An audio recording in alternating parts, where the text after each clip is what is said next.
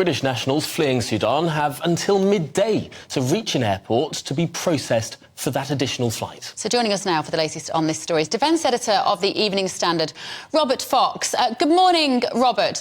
Why might we think there would still be Brits there that haven't yet managed to escape? What might the reasons for that be?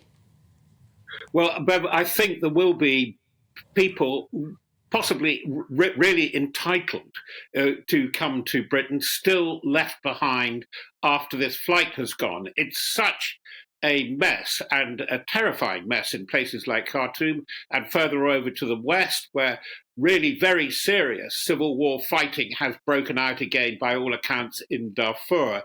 But it's been very difficult to reach these people, very dangerous to go in, no question of a rescue mission, of even the small rescue missions that happened in Kabul 2 years ago when there was the collapse there, when the Taliban took over. I think that what they're doing is that they're winding down for very obvious reasons. This is the flight. They say they can't envisage another one, but I'm sure they're on standby for some measure to get people out, but it would be from Port Sudan on the coast. They can't rescue from Khartoum because Khartoum seems to be a battleground. Yes. But there will be contingencies still. And on that, I'm trying to sort of find out the what is actually going on in the ground. Because there are varying reports of a ceasefire that has ostensibly been extended, but again, a lot of fighting still going on. Is anyone in control? Well, no. It's very high-powered mobsterism. That is the best description of the people that really know Sudan are describing it. And this is frightening because actually there has been on and off civil conflict. Tom, you and I have discussed this, I think on GB News earlier last week, that it has been fractured ever since Sudan became independent in 1956. And this is a thing that we really do have to confront because Somalia is in a dreadful state. There are whole areas of West Africa where there has been a British interest, and there are continuing British commercial interests, it must say. And it's not that we haven't thought about it. There are experts in the Foreign Commonwealth and Development Office who really are aware of this.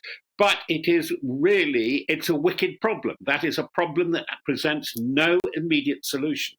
To what extent, Robert, is this a proxy war? A bit like Ukraine, we've drawn the parallels to some extent. We've got the Wagner Group out in Sudan helping one of the forces. And we've got, obviously, Western nations nervously watching on and wondering where this goes next. Should we be worried? Yes, we should be worried, but it is not a proxy war, though, Bev, you got it absolutely right. There are proxy players, if I can put it like that. It's not the proxy the sponsors driving their proxies that are driving the conflict. There's enough in it that is highly combustible material, as we've been discussing inside Sudan itself. But there's one element that it comes back into this that should be extremely worrying, and that is extreme Islamism. Which of these two warlord leaders, the leader of the Rapid Support Force, who's trying to take over, or the commander of the army, is going to play the Islamist card? This was a strong element inside the horrible dictatorship of Omar al-Bashir.